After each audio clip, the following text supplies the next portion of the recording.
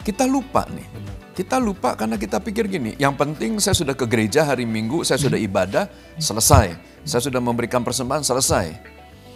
Tetapi kalau ibadah kita, persembahan kita, pujian kita tidak disertai dengan pendamaian, maka itu nggak ada artinya.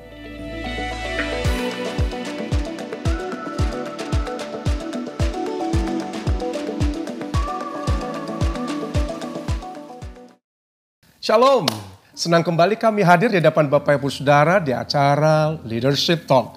Selamat datang kepada Bapak Ibu Saudara pemirsa yang setia menyaksikan acara ini. Dan tema kita sepanjang bulan April ini adalah tema yang sangat luar biasa. Di mana kita ambil tema yaitu rekonsiliasi adalah anugerah Tuhan. Apa dan bagaimana isi daripada pembicaraan daripada tema sepanjang bulan ini. Mari Bapak Ibu Saudara, tanpa membuang waktu lebih lama lagi, saya mengajak kita untuk menyapa para narasumber yang sudah tidak asing lagi bagi kita, yang tentunya sudah banyak memberkati kita di dalam kehidupan pelayanan kita sehari-hari. Dan di hadapan kami ada narasumber yang pertama, yaitu Bapak Gembala Pembina, Bapak Pendeta Bambang Yonan. Shalom Pak. Shalom. Apa kabar Pak? Baik. Terima kasih Pak buat waktu, terima kasih buat kesediaan Bapak boleh hadir kembali dan boleh memberkati para pemirsa pada hari ini. Dan berikutnya narasumber kita adalah Gembala Sidang yang kita kasihi, yaitu Bapak Pendeta Daniel Edi Praitno. Shalom Pak, Shalom. Apa kabar? Shalom. Bapak Luar baik, biasa. sehat? Puji Tuhan. Terima kasih Pak boleh hadir.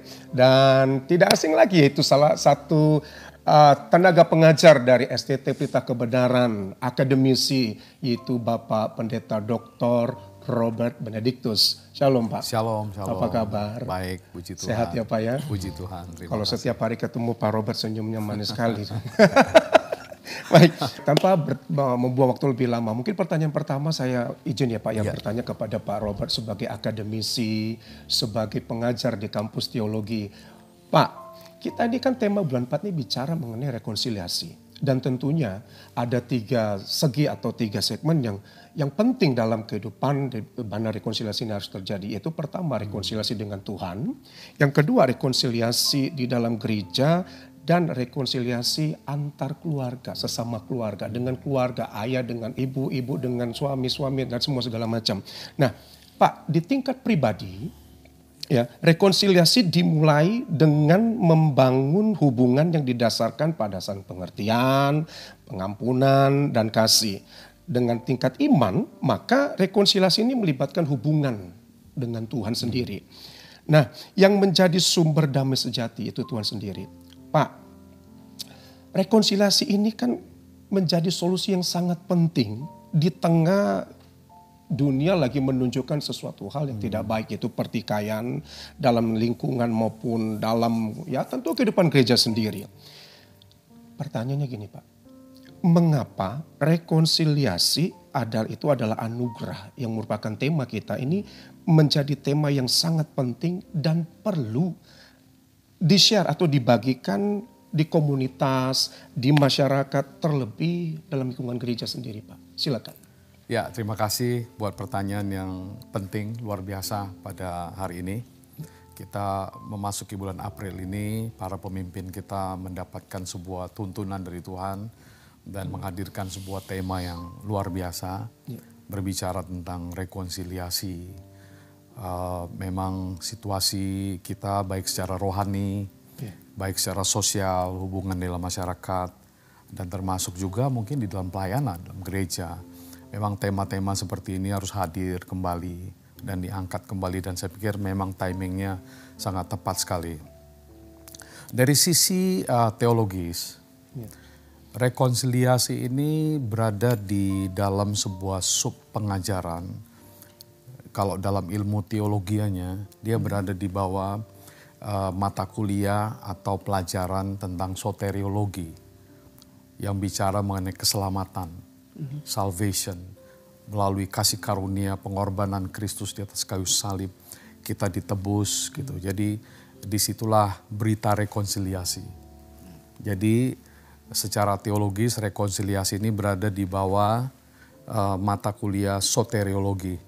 Jadi anaknya soteriologi ini, salah satu sub yang diajarkan di sana.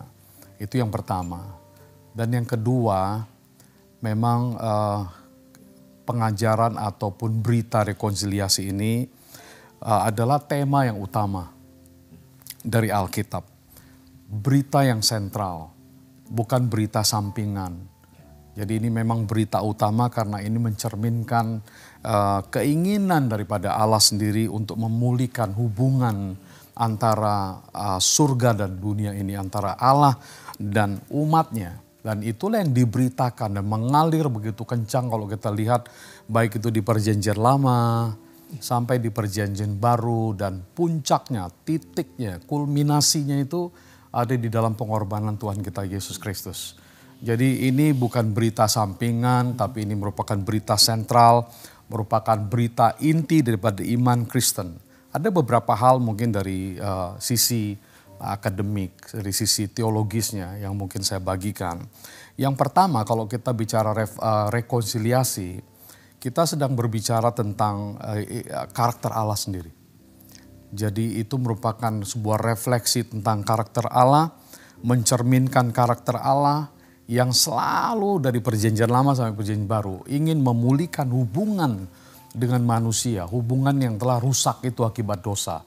Jadi itu karakter daripada Allah. Setiap kali kita bicara soal rekonsiliasi, kita sebenarnya mengingatkan kepada semua orang, this is the character, divine character daripada Tuhan sendiri.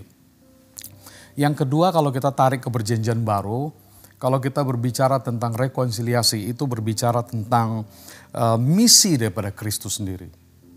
Jadi missio Christo, jadi misi daripada Kristus sendiri yang mulai dari kehidupannya, kematiannya, kebangkitannya, itu ditujukan satu aja sebenarnya, untuk mendamaikan antara Allah dan manusia, manusia dengan Allah. Dan itu yang kita akan bicarakan lebih dalam pada diskusi atau talk show pada hari ini. Dan mungkin yang terakhir, sebelum nanti Bapak-Bapak akan lebih mendalami dan menjelaskan itu, tidak bisa dilupakan bahwa kalau kita bicara rekonsiliasi, spirit daripada rekonsiliasi itu, ini bicara tentang unity, tentang kesatuan dalam tubuh Kristus. Sebab dalam perjanjian baru berulang kali kita membaca, kita dijelaskan tentang maksud daripada kesatuan tubuh Kristus itu adalah unity sendiri. Jadi rekonsiliasi itu adalah satu semangat yang sangat penting untuk menjaga kesatuan. Agar kita bisa unity, agar kita bisa kembali menjalin hubungan persaudaraan. Baik itu antar sesama manusia, antar gereja, teman-teman seiman, dan khususnya juga secara rohani dengan Tuhan. Mungkin sedikit lebih kurang itu background yang bisa saya jelaskan pada hari ini. Terima kasih. Biasa. Bagaimana dengan Pak Bambang?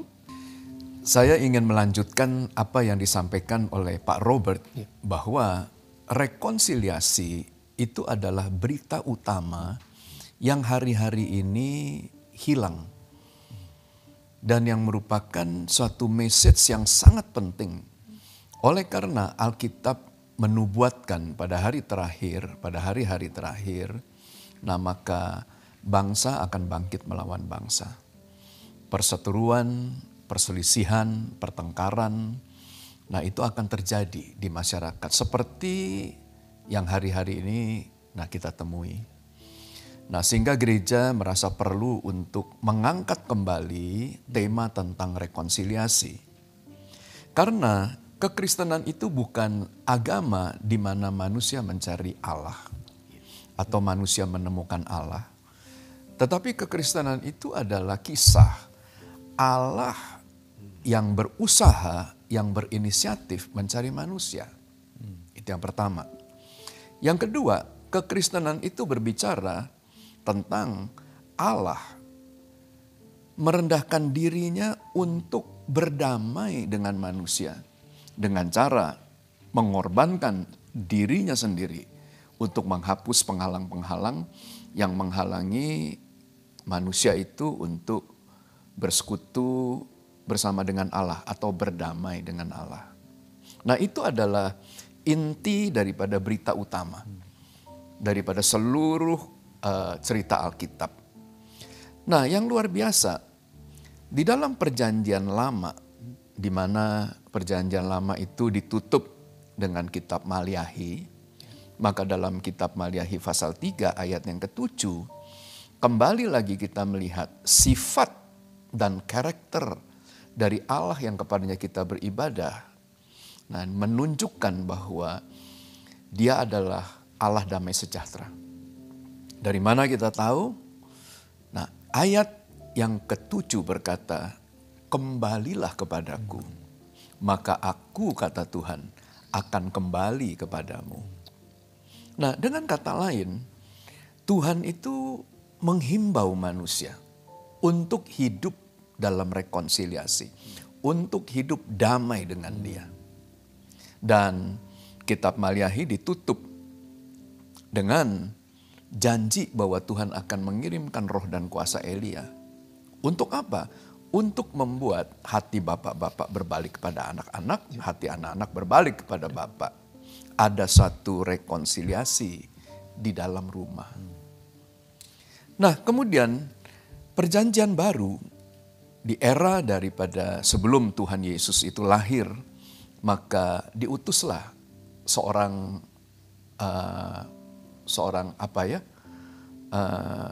Yohanes Pembaptis, diutus oleh Tuhan untuk mendahului jalan yang akan mempersiapkan jalan buat Tuhan Yesus. Dan pelayanan daripada Yohanes Pembaptis adalah pelayanan rekonsiliasi. Jadi ending dari Perjanjian Lama ditutup dengan rekonsiliasi, beginning daripada Perjanjian Baru juga dibuka dengan rekonsiliasi, dan pelayanan daripada para rasul juga ditutup dengan pelayanan rekonsiliasi. Dari 2 Korintus pasal yang ke-5 ayat 18 dan 19.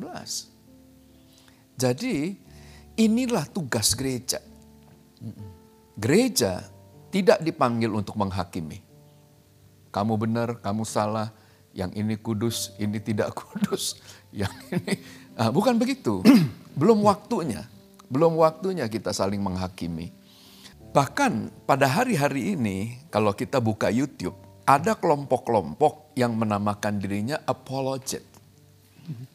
Yang selalu isinya begini, kamu keliru, kamu salah. Nah, gereja belum dipanggil untuk menghakimi. Tapi gereja dipanggil untuk melakukan rekonsiliasi. Karena itulah inti daripada pembicaraan atau inti daripada berita utama dari seluruh Alkitab. Nah, kita mengangkat tema ini untuk bulan April dengan satu pengharapan agar mari kita kembali kepada tujuan mengapa Tuhan memperkenalkan kekristenan. Karena Alkitab berkata, berbahagialah orang yang membawa damai, karena mereka akan disebut anak-anak Allah. Ya. Luar biasa, terima kasih Pak Bambang. Bagaimana dengan Pak Edi, ada masukan? Silakan Pak. Jadi itulah inti daripada tema kita sebetulnya di bulan ini. Bahwa rekonsiliasi itu adalah kasih karunia, itulah anugerah yang diberikan oleh Tuhan itu kepada kita. Karena kalau tadi disampaikan oleh Pak Bambang dan juga Pak Robert, kata rekonsiliasi itu menggambarkan keinginan Tuhan untuk mengakhiri sebetulnya. Untuk mengakhiri segala sesuatu di mana manusia itu sulit untuk kembali kepada Tuhan. Akibat daripada dosa, maka kita tahu bahwa hubungan manusia dengan Tuhan itu terputus. Hubungan manusia dengan dirinya sendiri juga terputus. Hubungan manusia itu dengan manusia yang lainnya, dengan alam itu juga terputus. Dan kalau kita membaca dalam Yesaya pasal 59 ayat 1 dan 2, akibat daripada putusnya hubungan ini, maka ayat ini berkata tangan Tuhan tidak kurang panjang untuk memberikan pertolongan. Tetapi apa yang membuat kemudian itu tidak terjadi? Itu karena dosa dan kejahatan. Sehingga Tuhan kemudian punya inisiatif untuk menghadirkan rekonsiliasi dalam kehidupan manusia.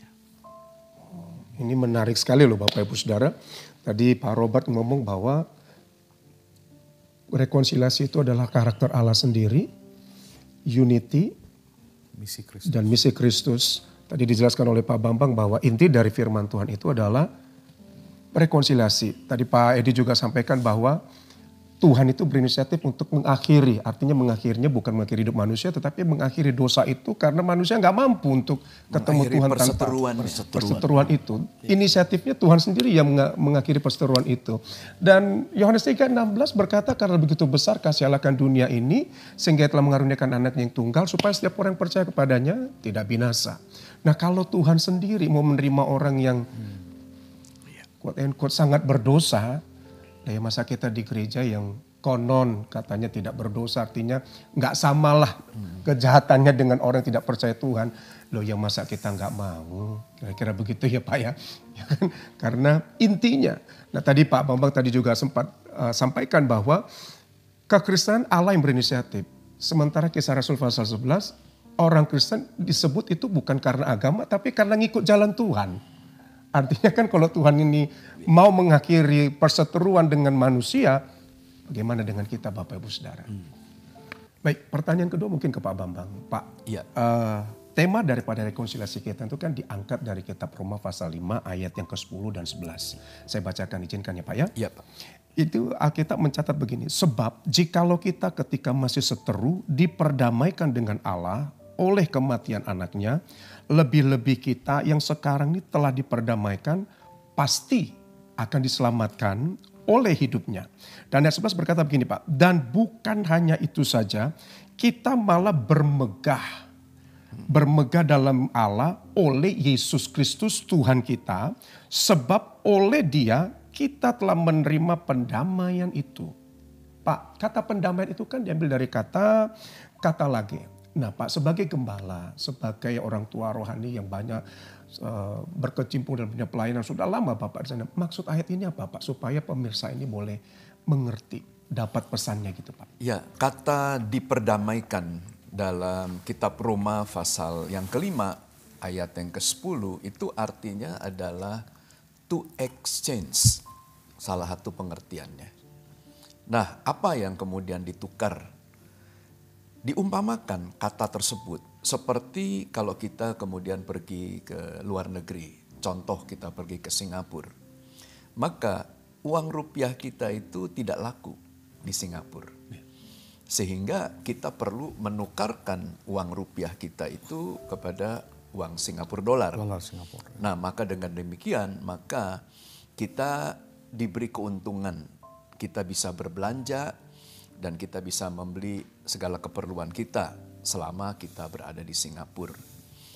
Dengan kata lain, diperdamaikan itu bukan yang satu diuntungkan dan yang lain dirugikan. Karena biasanya dalam perseteruan, dalam perselisihan, selalu kan kita berkata begini, yang salah bukan saya, yang salah dia. Jadi yang mesti minta maaf terlebih dahulu dia. Kalau enggak enak aja, saya yang rugi. Dia yang untung. No, perdamaian itu artinya sama-sama diuntungkan. Nah, saya akan ambil contoh. Di dalam Maliahi pasal yang ketiga, ayat yang ke-7. Nah, Tuhan berkatakan begini, kembalilah kepadaku, kata Tuhan, maka aku, kata Tuhan, akan kembali kepadamu. Nah, kemudian para imam tanya, bagaimana cara kami harus kembali? Tuhan langsung berkata, kembalikan persembahan persepuluhan dan persembahan khusus. Apa yang terjadi pada waktu kita mengembalikan persembahan perpuluhan dan persembahan khusus? Itu bukan berbicara tentang uang, Ben. Saya nggak setuju kalau ada orang katakan perpuluhan itu berbicara soal uang. No. Perpuluhan itu berbicara tentang sikap hati, yaitu keputusan daripada seseorang untuk berdamai, untuk kembali kepada Tuhan. Nah, apa yang terjadi pada waktu manusia itu mengambil keputusan untuk berdamai dengan Tuhan? Maka Tuhan berjanji, ujilah aku akan bukakan tingkap-tingkap langit, dan aku akan memberkati kamu sampai dengan berkelimpahan, dan kamu akan disebut yang berbahagia di muka bumi ini.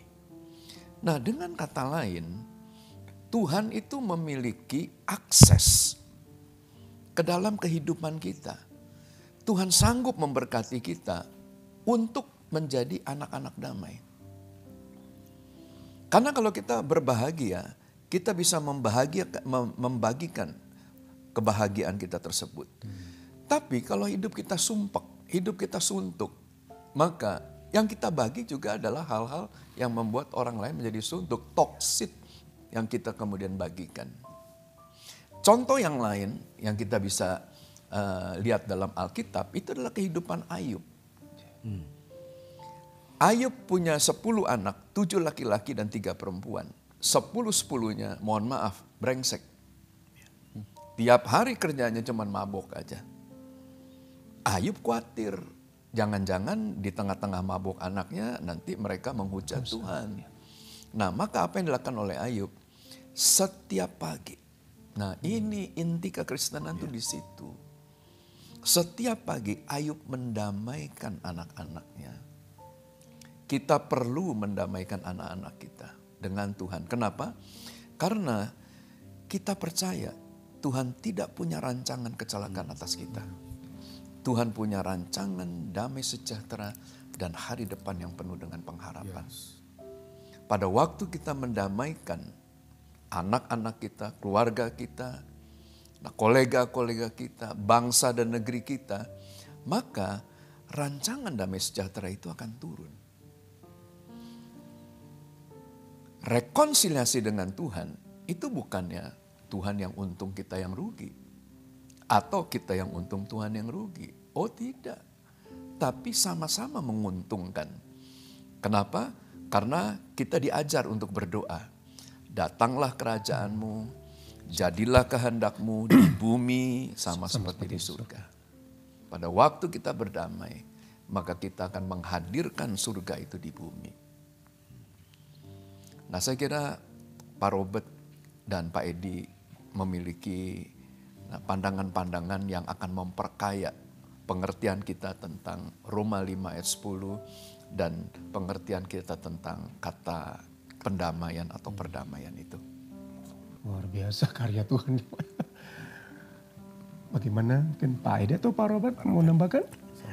Ya, silakan. Ya, satu ilustrasi yang sangat luar biasa yang disampaikan oleh Pak Bambang. Mungkin ini cara yang sangat mudah sekali untuk kami juga menjelaskan nanti kepada mahasiswa, Pak. Tentang kalau kita traveling ke luar negeri, maka kita menukarkan uang kita dan sama-sama diuntungkan. Kita juga bisa bebas di luar negeri dan orang luar negeri juga seperti itu kalau datang ke negeri kita. Ilustrasi yang baik sekali tentang adanya sebuah rekonsiliasi dalam hal tersebut. Tapi kembali ke biblical understanding, pengertian dari sisi Alkitabiahnya, Roma pasal 5 ayat 10 ini berada di satu bagian tulisan Rasul Paulus. Mulai dari Roma pasal 1 sampai Roma pasal 8. Itu dia banyak berbicara mengenai pembenaran, justification. Kalau nggak ada doktrin pembenaran, justification, hancurlah kita semua. Jadi di situ Paulus kita lihat menulis Roma yang memang sangat teologis, sangat misiologis, dan sangat historical, kuat sekali bicara mengenai orang Yahudi di dalamnya. Jadi di 8 pasal yang pertama itu bicara mengenai pembenaran dan Roma pasal 5 ini ada di situ. Itu dia. Dia memperkuat teologis yang dia bicarakan tentang rekonsiliasi. Jadi Roma pasal 5 kalau kita lihat kembali menjadi sebuah refleksi baik para pemirsa, pendengar semua bagi kita untuk merenungkan ini kembali sebagai sebuah refleksi yang berkata begini, sebab jikalau kita ketika masih seteru, masih musuh, masih belum kenal Tuhan, masih hidup dalam dosa, our past, masa lalu kita, bahkan pada saat seperti itu Tuhan Yesus Kristus mau memperdamaikan kita. Jadi mulai dari past kita diperdamaikan. Oke. Dan kemudian di situ dikatakan apalagi sekarang, lebih-lebih sekarang kita telah diperdamaikan oleh kematian Kristus, oleh anaknya. Kita diselamatkan oleh hidupnya dan seterusnya. Ini ayat yang sangat indah sekali. Nah, jadi surat Roma ini adalah sebuah surat penting di Perjanjian Baru. Ditulis pada tahun 57 Masehi. Beritanya tadi saya katakan di 8 pasal yang pertama bicara mengenai pembenaran. Paulus memberikan kita kepastian bagaimana manusia tidak ada masa depannya tanpa ini. Roma 3:23 berkata bahwa semua manusia telah berdosa dan telah kehilangan kemuliaan Allah. Kan gitu. Lalu pasal 5 berkata tetapi ada harapan. Kristus telah mati dan telah menebus kita, memperdamaikan kita. Nah, ini sebuah pengharapan. Kalau tidak ada berita seperti ini, kita tidak tahu betapa mengerikannya murka Tuhan atas umat manusia. Tetapi kembali, kalau kita bahas tema ini memang sangat indah sekali. Mulai dari Perjanjian Lama sampai Perjanjian Baru, spirit yang ada dalam Alkitab adalah bukan penghakiman, bukan penghukuman. Selalu bicara mengenai pengampunan, rekonsiliasi, memulihkan hubungan, dan kenapa kita tidak menjadi pelaku-pelaku. Dan apalagi berita rekonsiliasi itu bukan hanya di pihak Tuhan yang melakukan, tapi Tuhan mempercayakan berita pendamaian itu kepada kita, kepada gereja, kepada para hamba-hamba Tuhan. Sehingga message kita, khotbah, pesan-pesan kita itu sebenarnya harus kuat untuk memberitakan mengenai pesan pendamaian, unity, rekonsiliasi, memperbaiki hubungan kembali. Jadi sebenarnya secara teks ini karena di dalam menjelang penutupan chapter satu bab yang pertama yang ditulis Paulus mengenai pembenaran, Roma pasal 8 ayat 1, Paulus menulis berkata demikian. Demikianlah sekarang tidak ada lagi penghukuman bagi mereka yang ada di dalam Kristus Yesus. Ini satu berita rekonsiliasi sangat indah sekali yang harus menjadi suara gereja. Kira-kira seperti itulah. Terima kasih Pak Robert buat penjelasannya. Gimana Pak Edi? Ya, dari saya kita udah dengar dari dua narasumber. Wah, begitu lengkap, panjang, lebar dan luar biasa itu. Dari sisi teologis, dari sisi praktikalnya juga. Dan memang pendamaian ini adalah doa dan harapan daripada Tuhan Yesus pastinya. Kalau kita membaca dari Yohanes pasal 17, Tuhan itu cuma ingin supaya kita ini damai, supaya kita ini kemudian satu. Oleh karena itu dalam kesempatan di mana Tuhan itu pernah menceritakan tentang kisah anak yang hilang. Bagaimana anak ini kemudian hidup dalam keadaan yang memang betul-betul sangat sulit. Tapi pada waktu dia kemudian mengingat kembali akan rumah bapaknya, dia datang dan luar biasa. Sikap daripada bapak itu adalah membuka. Karena bapak tetap menyediakan kehidupan yang penuh dengan damai dan rekonsiliasi. Dan anak ini kemudian disambut pesta dan lain sebagainya. Demikianlah juga dengan kehidupan kita. Bahwa kita mengajarkan kepada semua jemaat untuk kemudian kembali kepada Tuhan. Kita mengajarkan bagaimana cara mereka kembali. Salah satunya seperti yang tadi disampaikan oleh Pak Bambang. Perpuluhan itu adalah cara kita untuk kemudian kembali menunjukkan rasa hormat kita kepada Tuhan. Hidup untuk kemudian saling mengasihi, mengampuni satu dengan yang lain. inilah gambaran daripada pendamaian yang perlu kemudian ada di dalam gereja. Luar biasa ya Bapak Ibu Saudara, ini message daripada kitab Roma pasal 5 ayat 10 dan 11 pada tema kita sepanjang bulan ini. Tadi Pak Robert katakan bahwa tadi udah jelasin bahwa di kitab Roma dimulai dengan tidak ada harapan, there's no hope karena kita ini jadi seterunya Tuhan sampai ya Tuhan Yesus sendiri itu yang menjadi pendamai antara Tuhan Allah dengan manusia. Dan tadi Pak Bambang sudah jelaskan bahwa yang namanya kekristenan itu dalam kekristenan itu adalah seperti pendamaian itu seperti exchange, kita itu dua-duanya diuntungkan. Dan tadi pengalaman yang sudah disaksikan oleh Pak Edi, maka mungkin kesempatan pada bulan ini bagi kita, pertanyaan yang perlu kita renungkan adalah apakah kita bisa atau bukan bisa, kita ini mau tidak mau, suka tidak suka. Karena tadi Pak Robert katakan dia bukan jadi pendamai saja, tetapi dia mempercayakan kita ini menjadi pendamai itu sendiri, penyampai pesan. Mungkin dari pertanyaan yang kedua tadi, poinnya intinya bagi kita, perenungan kita pada sepanjang bulan ini adalah kita siap nggak jadi messenger of reconciliation dengan sesama kita. Mau nggak mau, suka nggak suka, kalau Tuhan mau berdamai dengan kita, tidak ada alasan untuk kita tidak berdamai dengan sesama kita. Come on church, para pelayan Tuhan, hamba-hamba Tuhan, gereja Tuhan, para pemirsa, di kesempatan ini mari pastikan diri kita akan menjadi messenger rekonsiliasi. Kita menjadi penyampai pesan dan kita menjadi mau berdamai dengan satu dengan yang lain. Dan mungkin ke Pak Edi lagi ya, mungkin saya lanjutkan Pak, pertanyaan tadi Bapak sudah jelaskan dan ini pertanyaannya lanjutan ini Pak. Rekonsiliasi ini kan merupakan salah satu doktrin penting. Ya, tadi Bapak juga tadi sudah sampaikan, para narasumber juga sudah sampaikan, yang semestinya dimengerti oleh orang Kristen, siapapun itu. Dan bagaimana Allah merekonsiliasi manusia dengan dirinya, tadi kita sudah bahas. Hal ini banyak orang percaya tuh kurang memahami, ini masalahnya Pak. Karena disebabkan kurangnya buku yang membahas secara khusus tentang rekonsiliasi. Ya nggak tahu apakah banyak para pengarang buku belum berekonsiliasi, saya juga nggak tahu. Makanya kurang, kan gitu ya. Nah di dalam perjanjian lama manusia merekonsiliasi diri mereka kepada Allah dengan memberikan persembahan-persembahan, baik itu kambing, domba, lembu, sapi, dan berbagai macam yang lain. Sehingga dengan demikian manusia ini berdamai dengan Allah.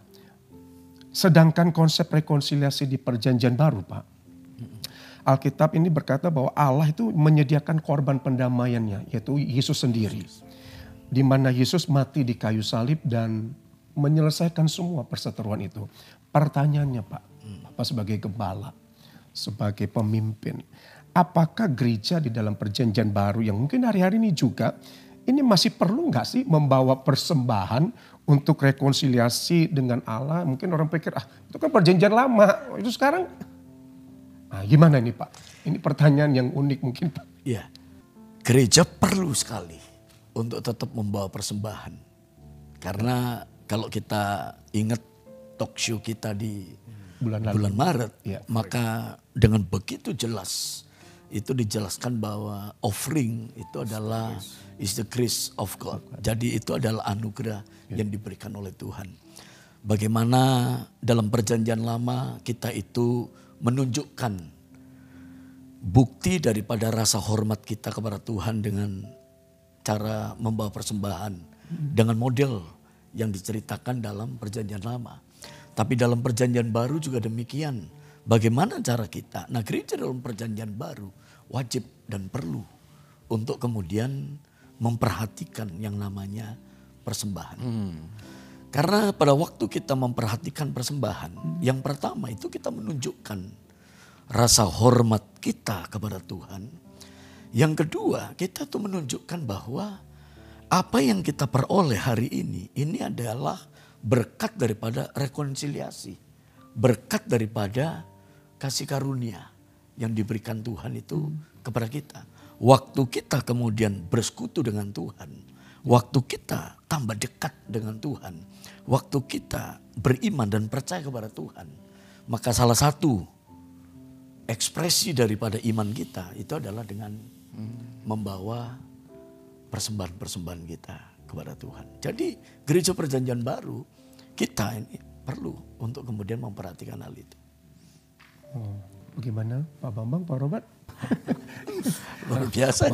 Ini luar biasa karena bicara persembahan orang pasti image-nya banyak kan, wah gimana gitu. Silakan Pak. Memang hari-hari ini kan banyak perdebatan mengenai persembahan. Apakah masih relevan kita membawa persembahan ke gereja? Apakah masih relevan kita mengembalikan perpuluhan dan lain sebagainya? Nah, begini. Value daripada persembahan itu bukan kepada banyaknya persembahan itu. Tapi value daripada persembahan itu terletak pada siapa yang membawa persembahan.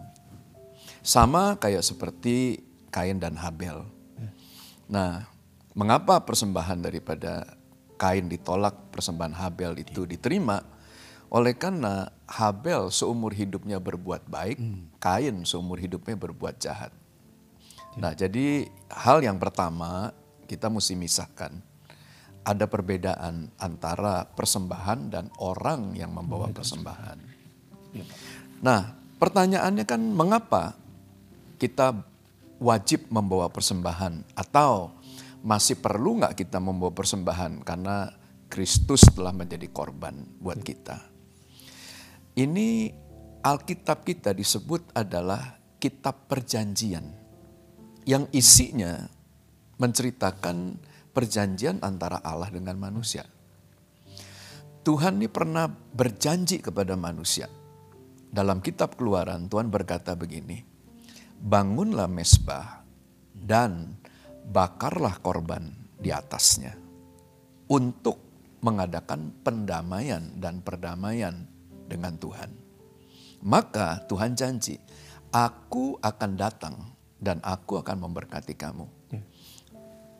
Dengan kata lain, mezbah dan persembahan itu merupakan meeting point antara surga dan bumi. Itu adalah tempat pertemuan. Oleh sebab itu nanti paling gampang gini, kamu klik aja di concordance, mezbah dan malaikat. Mezbah malaikat. Maka nanti akan keluar ayat-ayatnya. Di mana ada mezbah, di mana ada persembahan, maka di situ malaikat juga hadir. Jadi ada meeting point, tempat di mana surga itu ketemu dengan bumi. Nah, di dalam perjanjian baru ada banyak kok ayat-ayat yang menceritakan bahwa sekalipun Kristus itu telah mengorbankan dirinya, tapi tetap konsep-konsep di dalam membawa persembahan itu masih dilakukan oleh gereja. Contoh di dalam Kisah Para Rasul. Contoh jemaatnya ada di Korintus. Mereka masih mempersembahkan korban. Nah, mengapa? Karena pada waktu kita mempersembahkan korban, maka yang kita persembahkan, yang kita bawa itu adalah mewakili rasa hormat kita. Kalau kita menghormati, maka kita akan membawa persembahan. Dan yang kedua, persembahan itu mewakili rasa cinta kita.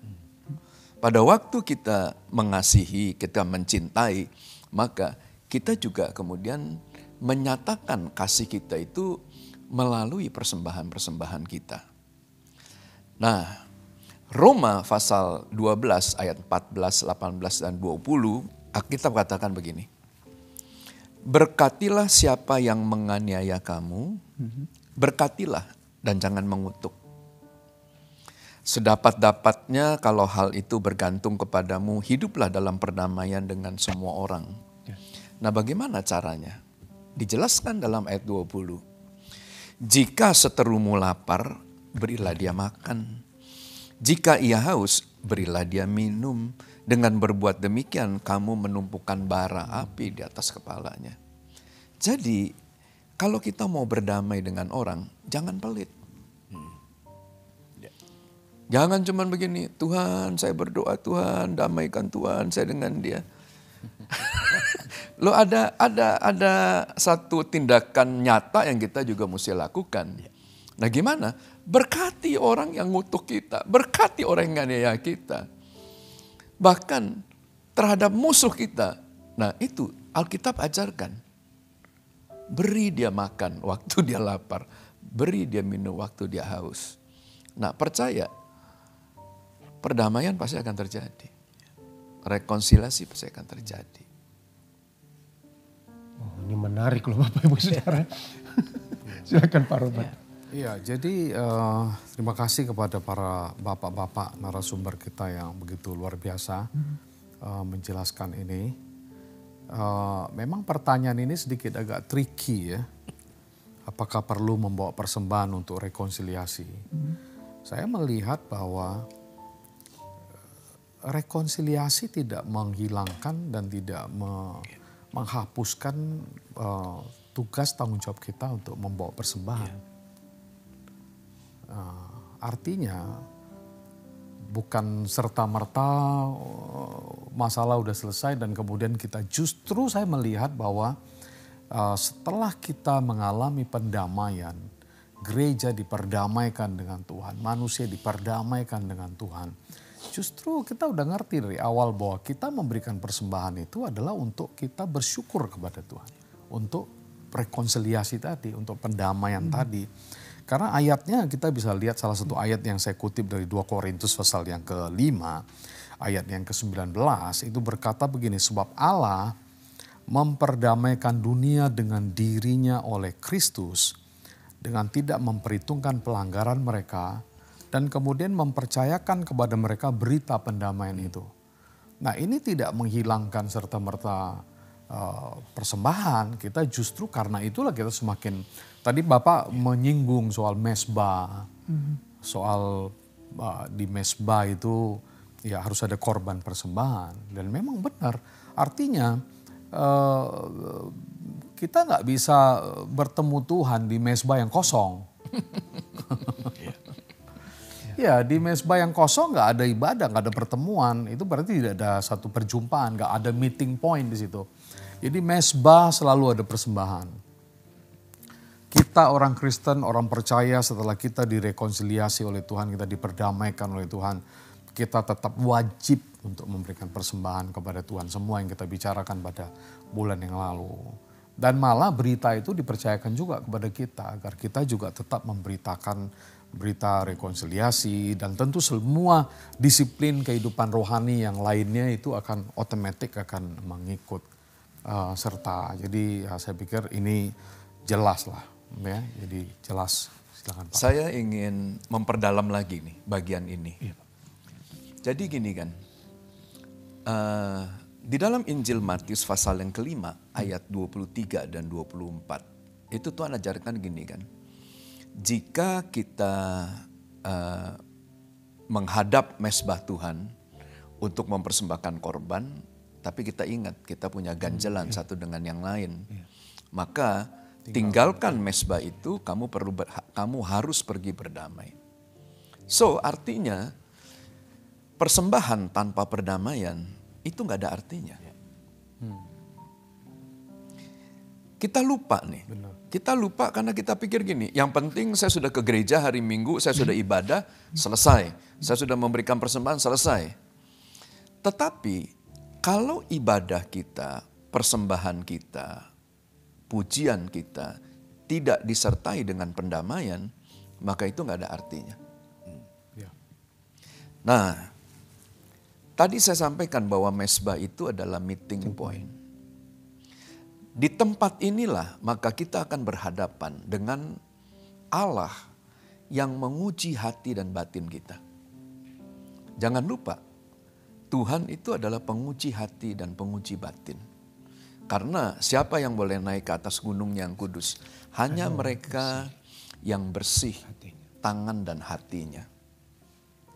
Nah Ben, setiap kali kalau kita itu memberi, maka yang dilihat itu bukan pemberiannya, tapi yang dilihat itu hatinya. Saya kasih contoh ya, contohnya agak ekstrim ini. Satu hari Tuhan bertemu dengan seorang anak muda yang kaya, seorang ahli Taurat. Dia tanya,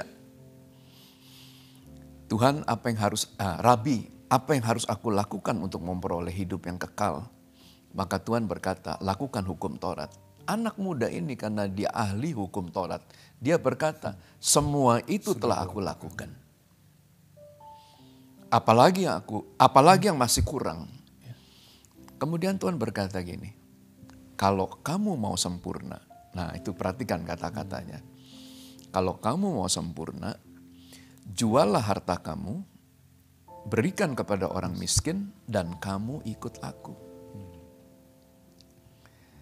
Maka ayat berikutnya katakan begini, anak muda itu meninggalkan Tuhan dengan sangat sedih. Kenapa? Karena hartanya sangat banyak. Nah sebenarnya dalam kisah itu, Tuhan itu ingin menguji hati anak muda itu. Apakah anak muda ini betul-betul mengasihi Tuhan dan sesama? Dalam hal mengasihi Tuhan, anak muda ini lulus karena dia ahli Taurat. Tetapi Tuhan uji yang mana yang lebih kamu kasihi. Kamu mengasihi jiwa-jiwa sesama kamu manusia atau kamu lebih mengasihi harta kamu yang banyak itu. Dan anak muda ini fail. Hal yang kedua tercatat di dalam 1 Tawari pasal 29. Waktu Daud mempersembahkan 3.000 talenta emas dan 7.000 talenta perak dalam ayat yang ketiga. Nah maka Daud membuat statement, Tuhan, semua yang aku persembahkan ini berasal daripadamu.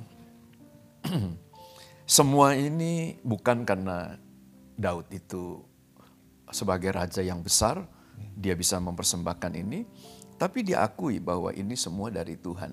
Dan itu dicatat oleh para imam. Karena 1-2 Tawar itu kan ditulis oleh para imam. Nah kenapa para imam itu mencatat statement daripada Daud? Karena Daud itu adalah orang yang memperoleh julukan orang yang dikasih Tuhan, my beloved, a man after my own heart. Seorang yang hatinya dekat sekali dengan Tuhan. Nah apa sih isi hati Daud? Nah di sini. Jadi pada waktu Daud itu diberkati menjadi seorang yang sangat kaya. Karena 3.000 talenta emas itu berbicara tentang 102.000 kilogram emas. Kalau 1 kilo 1,6 miliar, kamu hitung sendiri aja. Berapa yang dipersembahkan oleh Daud. Spektakuler.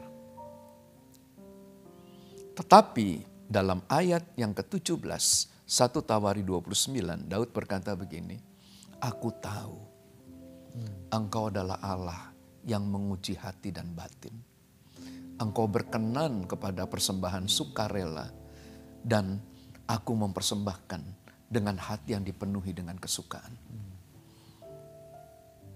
Nah, jadi pendamaian atau perdamaian itu perlu gak kita membawa persembahan? Jangan lupa. Apa yang kita taruh di mezbah, apa yang kemudian kita alokasikan untuk kita masukkan dalam kantong persembahan. Jangan lupa, di situ kita menyatakan hati kita. Nah, saya berdoa kita mengasihi Tuhan, kita menghormati Tuhan, bukan dengan setengah hati, tapi dengan segenap hati, segenap akal budi, dan segenap kekuatan. Luar biasa Bapak Ibu Saudara, ini sesuatu hal yang sangat dalam. Jadi apakah perjanjian baru di gereja zaman sekarang perlu bawa persembahan? Yes. Jadi Pak Edi katakan ya perlu. Dan tadi sudah sangat detail dijelaskan oleh Pak Bambang, dijelaskan juga oleh Pak Robert. Dan mungkin yang perlu kita perhatikan di sini bukan nominalnya, tetapi kasih kita. Karena Tuhan ini menguji hati dan menguji batin. Tadi Alkitab mencatat, tadi diangkat oleh Pak Bambang bahwa kalau kau berikan persembahan, engkau teringat dengan seseorang yang bermasalah dengan kita, tinggalkan persembahanmu. Artinya apa Bapak Ibu Saudara? Sekali lagi bukan Tuhan minta uang kita, karena tahu uang kita juga berasal dari Tuhan, tapi Tuhan mau kita jadi pendamai. pesan damai itu kita bawa kepada orang lain. Jangan dibenturkan. Seperti tema bulan lalu ya Pak, bulan Maret. Oh kita mengasihi Tuhan, oh sesama jangan. Jangan seperti orang kaya, anak muda yang kaya ini. Kira-kira begitu Bapak Ibu Saudara. Kalau kita diberkati Tuhan, mari kembali seperti sikap Daud. Kita mengakui ini semua karena Tuhan. Dan kalau kita diberkati bukan hanya karena berkat jasmani, tetapi kita diberkati lebih dari itu, yaitu pendamaian itu sendiri. Ada kehidupan kekal yang Tuhan sudah siapkan bagi kita. Jangan buang ini Bapak Ibu Saudara. Hanya gara-gara sakit hati, kecewa, luka, pertahankan itu. Janganlah. Ya, jangan. Ayo kalau Bapak Ibu Saudara menyaksikan acara ini dengan pengerja Bapak Ibu Saudara kembali. Mungkin gembala dengan pengerja, sesama pengerja mungkin saling sikut menyikut, sakit hati, tersinggung, kecewa, bla bla bla bla. Ayo, mulai hari ini. Ya, mulai hari ini. Ya. Be a messenger of reconciliation. Jadilah pembawa pesan rekonsiliasi untuk teman-teman semuanya. Saya selalu ngomong gini ya, buat kita semua pemirsa, bahwa tema demi tema dipercayakan Tuhan bagi kita, itu bukan untuk tema bulan itu saja. No. Tapi itu kesempatan untuk kita bisa merubah di mana kekurangan kita, kelemahan kita, sehingga kita menjadi lebih baik. Kalau hari ini, bulan ini kita bicara rekonsiliasi, ayolah. Gembala dengan pengerja, pengerja dengan gembala, suami dengan istri, istri dengan suami, orang tua dengan anak-anak, teman-teman sekantor, teman-teman sekampus, teman-teman dimanapun. Ayo, bulan ini, bulan April, katakan dalam diri Anda, I'm a messenger of reconciliation. Aku menjadi pembawa pesan. Aku akan berdamai buat siapapun. Karena apa? Pada waktu kita berdamai, Tuhan akan memberkati kita. Bukan hanya bulan April. Mulai bulan April. Mulai bulan April. Sampai selama-lamanya. Sampai selama-lamanya. Sampai Tuhan Yesus datang. Ingat ya bahwa gereja belum dipanggil untuk menghakimi. Ya. Jadi Bapak ngomong gitu ya, kita dipanggil untuk pembawa damai, pembawa rekonsiliasi. Baik, ini luar biasa sekali percakapan daripada bulan ini. Dan selanjutnya mungkin untuk Pak Robert ya. Pak Robert, pertanyaan yang berikutnya begini. Rekonsiliasi itu kan sangat penting ya Pak. Dan hal ini dilakukan untuk proses di mana memperbaiki hubungan yang sudah rusak, yang sudah hancur, kacau, untuk mengalami konflik dengan tujuan menciptakan kembali harmoni daripada kedekatan itu untuk kembali.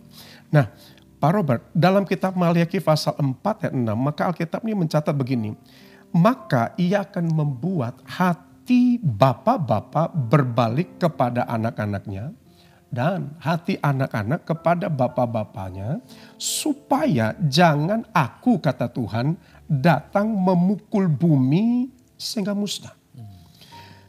Hubungan kekeluargaan ini kan menjadi daya tarik yang tersendiri, karena ini keluarga kan merupakan karya Tuhan Pak.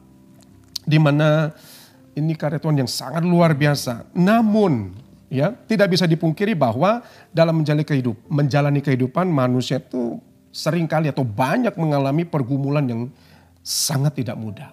Nah, Pak Robert, sekali lagi sebagai teolog, ya kan Pak, apa sih Pak sudut pandang daripada firman Tuhan ini mengenai pesan daripada rekonsiliasi terhadap keluarga yang dapat disampaikan di acara talk show ini sehingga bisa memberkati para pemirsa di sepanjang bulan ini Pak? Ya, baik, terima kasih.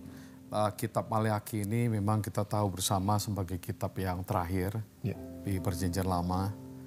Dan setelah kitab Maliaki ada jeda waktu yang cukup panjang sebenarnya untuk memasuki zaman Perjanjian Baru yang disebut dengan intertestamental period, sekitar 400 tahun.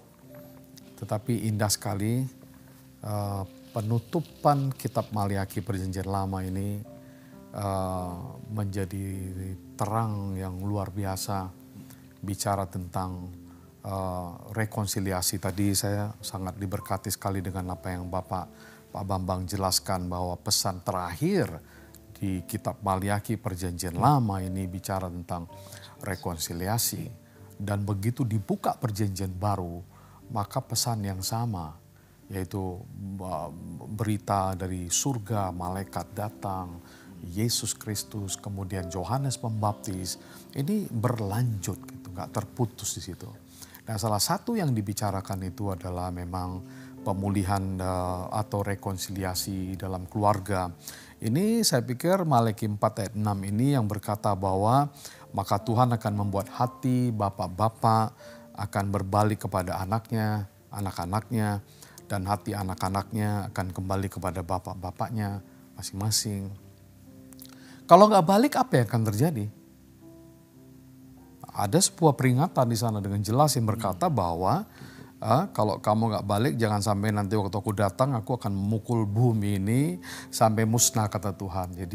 Jadi jangan main-main dengan pesan rekonsiliasi, itu maksudnya.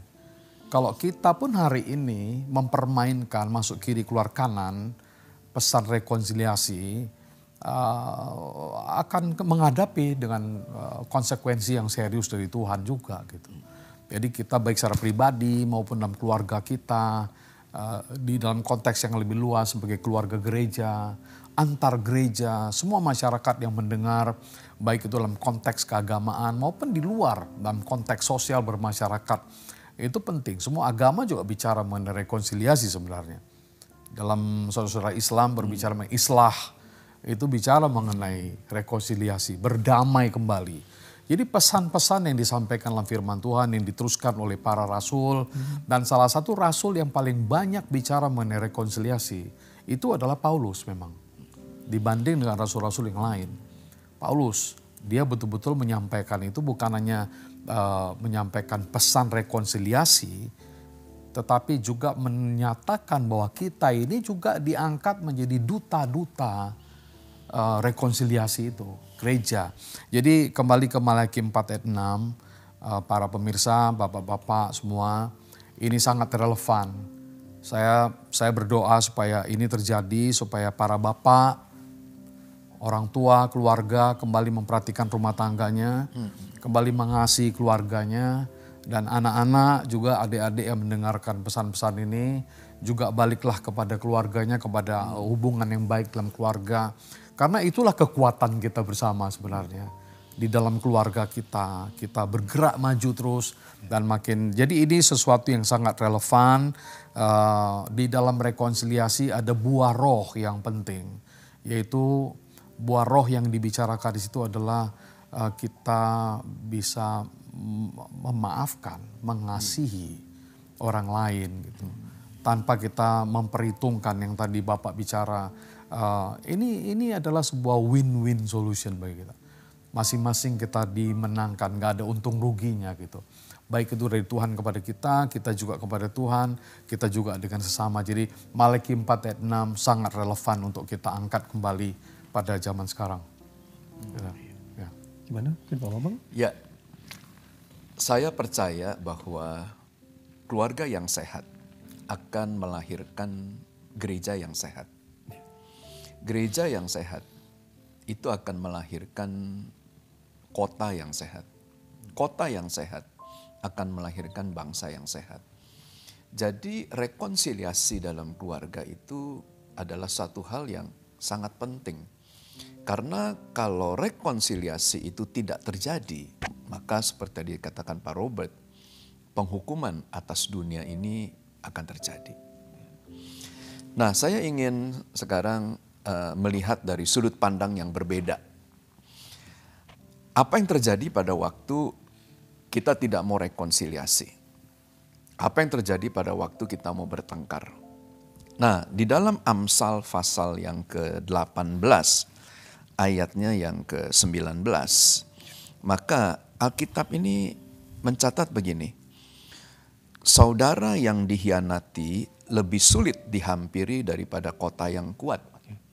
Dan pertengkaran adalah seperti palang gapura, sebuah puri. Jadi pada waktu kita bertengkar, nah maka pintu hati kita itu akan seperti ditutup dan terkunci dengan palang gapura. Padahal cara Roh Kudus bekerja dalam kehidupan kita, di mana Roh Kudus itu akan menggunakan hal-hal yang baik dalam kehidupan kita untuk dinikmati oleh orang lain. Jadi Alkitab katakan begini, barang siapa yang percaya kepadaku, maka dari dalam hatinya akan mengalir aliran-aliran air hidup.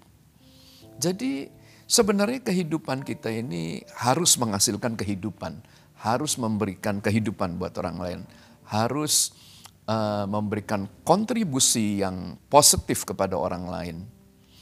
Nah, tetapi pertengkaran akan membuat semuanya itu terkunci, keblok. Dan apa yang terjadi pada waktu itu keblok? Nggak akan bagus untuk kesehatan kita. Contoh, kalau kita makan nih, makanan yang bergizi, terlalu banyak, tapi kita tidak menyalurkan, maka kita akan jadi obesitas. Dan obesitas itu akan menjadikan kita itu memiliki banyak penyakit. Nah, oleh sebab itu adalah perlu untuk masuk dalam satu rekonsiliasi. Bukan untung rugi, dua-dua akan diuntungkan. Nah, Abraham Lincoln itu pernah berkata begini, I destroy my enemies when I make them friends, my friends. Alkitab juga sebenarnya ngajarkan kepada kita gini, sedapat-dapatnya.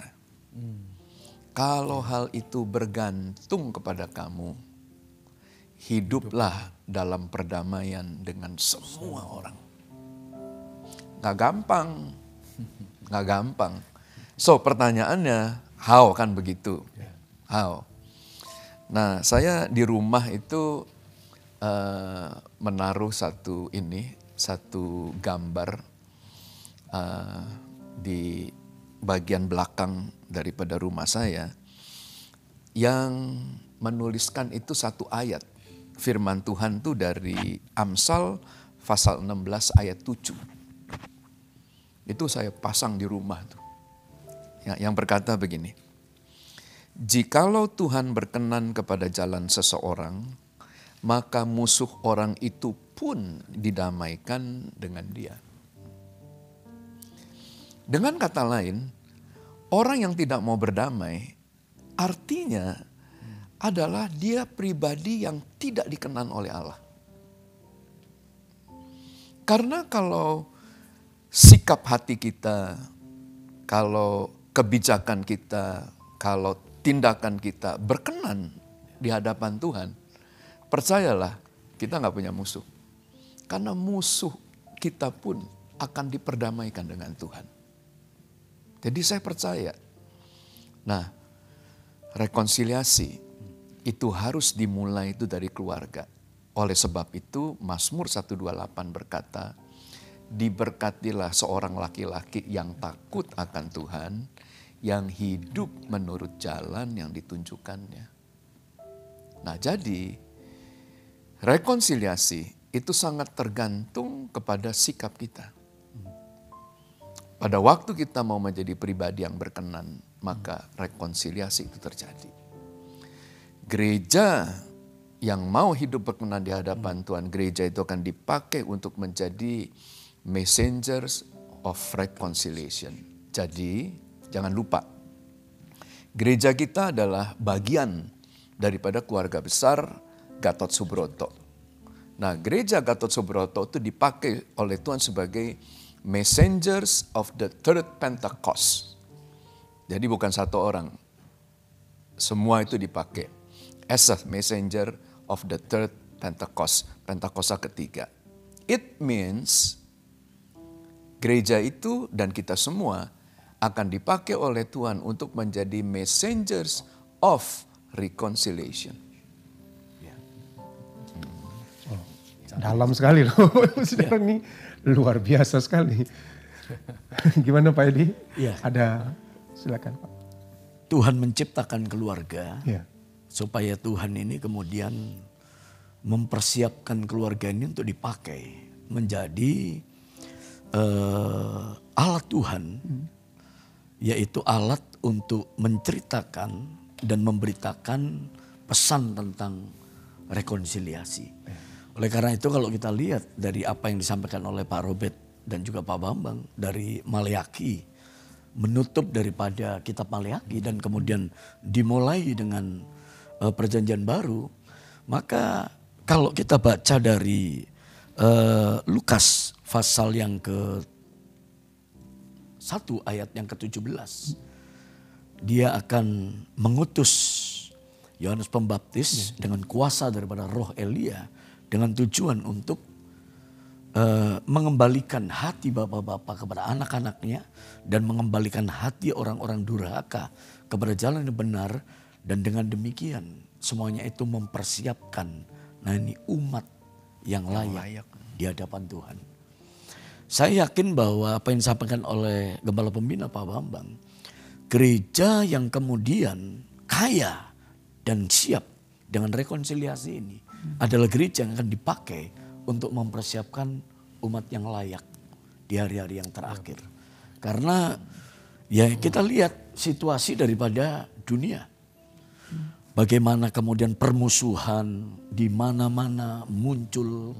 Ya, dimulai permusuhan dari yang paling gede dulu, bangsa, kemudian suku, permusuhan masuk juga ke dalam gereja, sehingga kemudian dalam satu organisasi gereja bisa kemudian muncul permasalahan, keribut apa saja bisa dijadikan alasan untuk kemudian terjadinya benturan.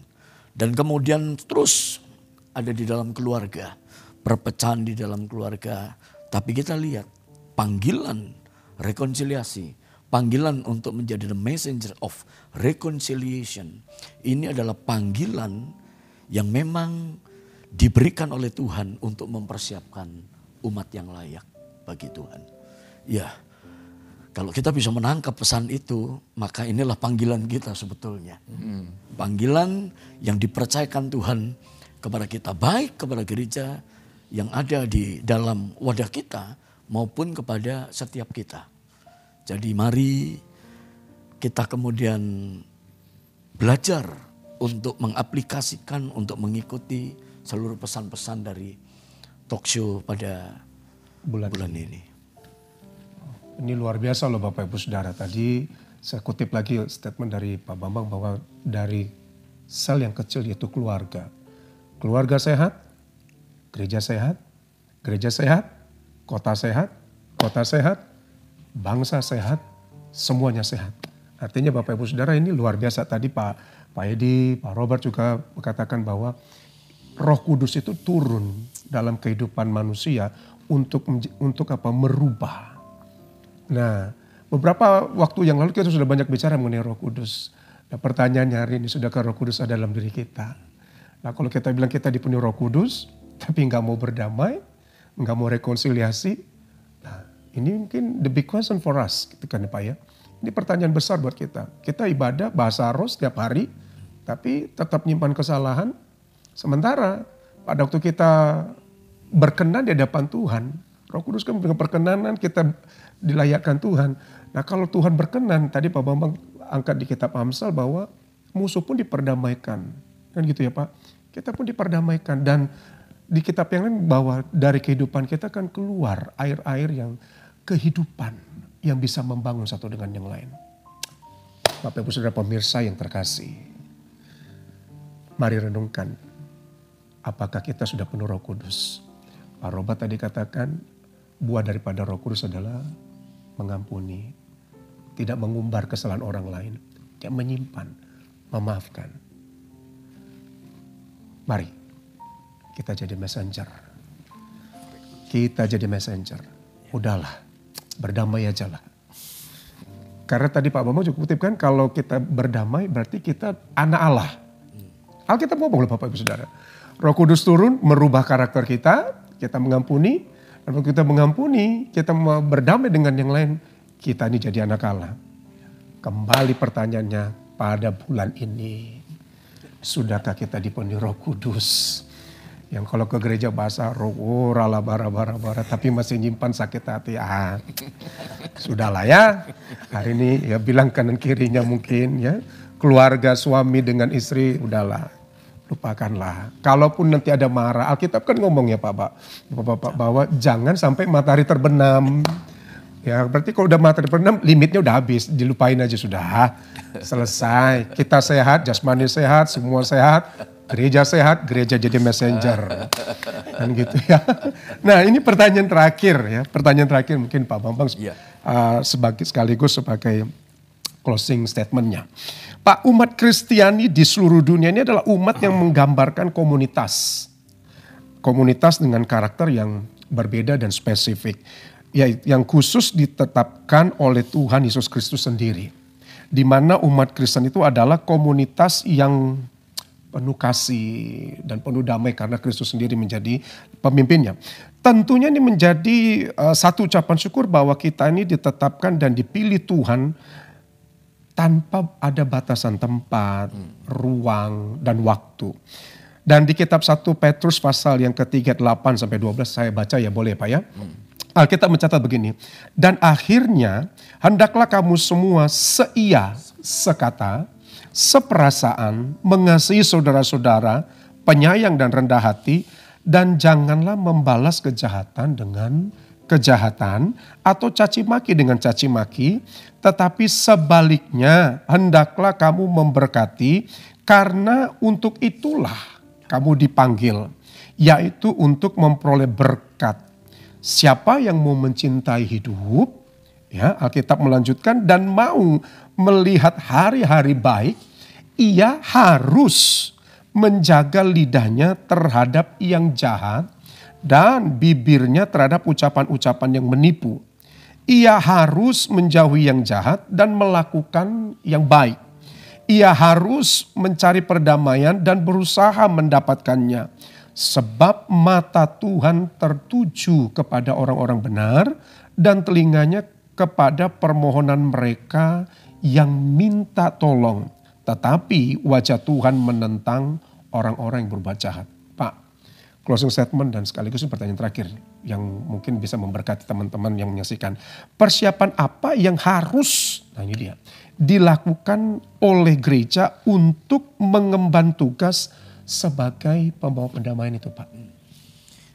Setiap bulan gereja itu pasti akan melakukan perjamuan kudus. Iya. Dan kita akan mengangkat tubuh dan darah Kristus. Yang merupakan lambang daripada pengorbanan Kristus itu sendiri. Pengorbanan Kristus adalah untuk mendamaikan hidup kita itu dengan Tuhan. Oleh sebab itu, orang yang tidak mau berdamai adalah orang yang tidak menghargai pengorbanan Tuhan Yesus di atas kayu salib. Dan orang yang tidak mau berdamai, maka percayalah dosanya pun tidak akan diampuni. Karena Tuhan mengajarkan, ampuni kesalahan orang lain maka dosamu pun juga diampuni. Nah, saya mengajak kita semuanya untuk kembali merenungkan kasih Tuhan. Pengorbanan Tuhan di atas kayu salib. Dan kita menghargai karya agung daripada Tuhan yang merupakan puncak daripada ibadah kita. Mari kita bersama-sama melupakan perbedaan-perbedaan yang ada. Kita bersama-sama melupakan kesalahan-kesalahan yang pernah dilakukan. Dan kita mengusahakan perdamaian dimanapun kita berada. Tuhan memberkati. Silakan Pak Robert mungkin. Baik, terima kasih. Melanjutkan apa yang Pak Bambang sampaikan barusan ini tentang perjamuan kudus. Memang itu kuat sekali pesan tentang rekonsiliasi di dalamnya. Setiap kali kita mengangkat roti dan anggur dalam perjamuan kudus, sebenarnya kita nggak boleh lupa tentang pesan rekonsiliasi. Kristus memperdamaikan kita. Tapi ada satu lagi yang biasa sangat populer dan menjadi tren, menjadi ikon, khususnya di gereja kita dan juga saya melihat di berbagai gereja yang ada di belahan dunia ini, yaitu kata shalom. Ya. Setiap kali kita saling bersalaman, kita ucapkan shalom. Di gereja kita bilang shalom. Greeting shalom itu sebenarnya nggak main-main. itu sebenarnya tanpa banyak orang yang sadar atau tidak sadar, saya kurang tahu. Tapi sebenarnya kita sedang bicara tentang reconciliation, damai. Waktu Yesus bangkit pun kata-kata pertama kepada para rasul adalah shalom. Ya, shalom. Itu padahal mereka telah mengecewakan dia, lari dari dia, meninggalkan dia, mengkhianati dia. Tapi Tuhan balik cari mereka di rumah di mana mereka berada. Dan 2 kali tuh, pada minggu pertama bangkit, itu malamnya ketemu, besok minggu satu lagi ketemu lagi. Kalimatnya sama, Tuhan bilang shalom, damai sejahtera buat kamu semua. Jadi pesan rekonsiliasi sangat penting, bukannya sangat penting, tapi punya tanggung jawab yang sangat besar. Baik itu secara pribadi maupun kita sebagai gereja, sebagai para hamba-hamba Tuhan. Ini tanggung jawab besar kita mulai dari sekarang ini dan seterusnya. Kita ingatlah setiap kali perjamuan kudus, setiap kali kita di gereja bilang shalom. Waktu kita ketemu bilang shalom, kita sebenarnya sedang bicara mengenai reconciliation spirit ini ya. Jadi duta-duta pendamaian, duta-duta damai sejahtera. Kiranya Tuhan memberkati kita. Terima kasih buat tema yang luar biasa ini, Pak. Silakan Pak Edi. Ya, dari saya kepada seluruh pemirsa dan kepada seluruh anak-anak Tuhan, umat Tuhan, sebagai keluarga, sebagai juga seorang yang melayani, apabila Anda mengalami problem dan masalah, baik masalah di dalam keluarga maupun masalah di dalam gereja, Anda kecewa, Anda terluka, Anda marah. Hari ini kami mewakili semuanya ini, mohonlah untuk Bapak Ibu melepaskan pengampunan. Karena rekonsiliasi yang datang dari Tuhan itu akan membawa berkat dalam kehidupan kita. Kalau kita baca dari Mazmur 133 ayat 1 sampai dengan ayat yang ketiga, kesanalah berkat dan kehidupan itu diperintahkan oleh Tuhan. Pada waktu ada rekonsiliasi, maka berkat dan kehidupan akan dipercayakan dan diberikan Tuhan kepada kita. Tuhan memberkati. Oh, luar biasa Bapak Ibu Saudara. Ini pesan yang sangat penting buat kita semua bahwa rekonsiliasi adalah sesuatu hal yang tadi Pak Robert katakan bukan hanya penting, tetapi ini kita harus ini merupakan tanggung jawab. Tanggung jawab.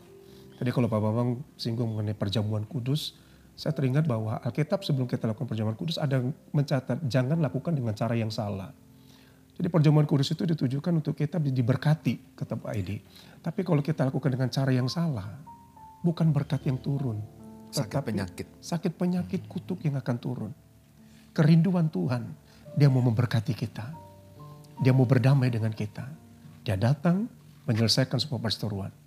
Tapi sekali lagi Bapak Ibu, dari percakapan kita sepanjang hari ini, maka bukan hanya Tuhan yang mau berdamai dengan kita, tapi ada pesan kita jadi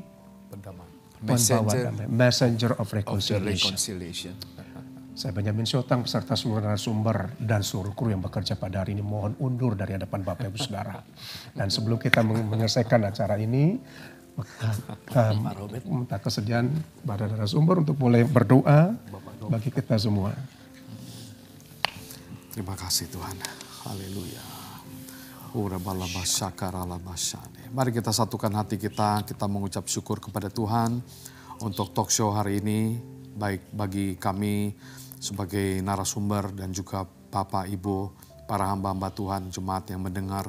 Bapak, kami berdoa bersama, biarlah turun dari surga hari ini berkat anugerah Tuhan yang memulihkan keadaan kami, menyembuhkan sakit penyakit kami, dan khususnya memberikan damai sejahtera kepada kami. Kami menerima berkat rekonsiliasi, dan sesudah kami diperdamaikan, kami juga Tuhan percayakan, Tuhan tunjuk untuk membawa berita pendamaian kemanapun kami berada, dimanapun kami menyampaikan sabdamu.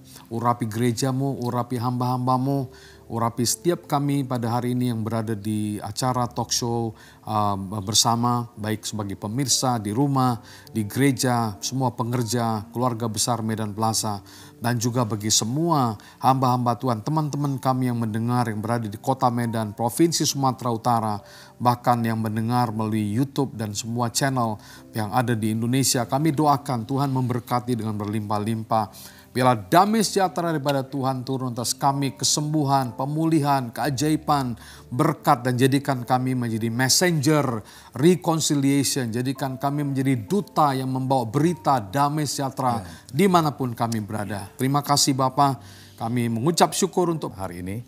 Biarlah segala pujian, syukur, hormat, kemuliaan kami persembahkan kepada Tuhan sekarang dan sampai selama-lamanya. Di dalam nama Tuhan Yesus kami berdoa. Amin. Kiranya berkat rekonsiliasi turun di dalam nama Bapa, Anak, dan Roh Kudus. Bersama-sama kita katakan. Amin.